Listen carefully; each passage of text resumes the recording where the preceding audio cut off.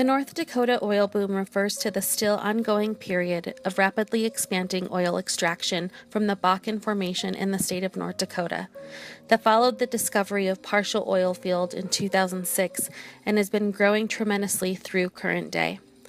Despite the Great Recession, the oil boom resulted in enough jobs to provide North Dakota with the lowest unemployment rate in the United States. The boom has given the state of North Dakota, a state that has seen a massive population increase and a $1 billion budget surplus. North Dakota, which ranked 38th in per capita gross domestic product in 2001, rose steadily with the Bakken boom and now has per capita GDP 29% above the national average. Technological advances have been made possible and profitable to extract fossil fuels that were until recently believed to be out of reach. In the past decade, a technique born to the merger of hydraulic fracturing and horizontal drilling, known in the industry as high-volume slick-water horizontal hydrofracturing. This process, known as fracking, entails pumping a mixture of water and assorted chemicals deep into the ground at high pressure. As a result, small fractures are produced in the target rock layer, releasing the hydrocarbons contained within. In some places, the resulting rush to extract these resources has already significantly altered physical environments, economic systems, community structures, and human health.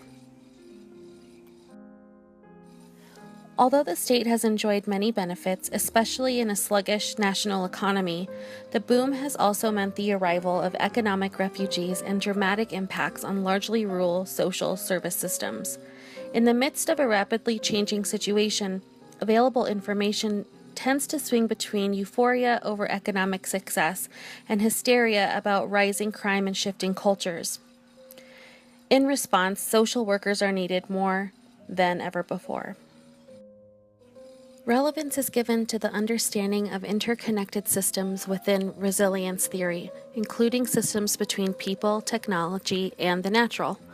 From a socio-ecological perspective, the identified threat or hazard in the specific case of fracking and its impacts on water security is that of contaminated water and impacts of sustainability of local communities. From this perspective, consideration of adjustments in social ecological systems in response to threats or disturbances in the environment will be important. From the ecological perspective, where the natural environment is at risk of degradation, the natural ecological cycle or system may be susceptible to collapse or significant damage. We have already seen at large scale where human activity has impacted nature. Correspondingly, this presents a risk to society's dependence on natural systems, rendering them vulnerable or at risk from harm from exposure to stresses. Such stresses are also associated with environmental and societal change and the absence of capacity to adapt. To give you an example of human vulnerability to hazards, North Dakota officials recently said that a leak of 3 million gallons in January of 2015 was its biggest spill of quote-unquote brine, which in addition to high concentrations of salt, often contains trace amounts of heavy metals that can be radioactive.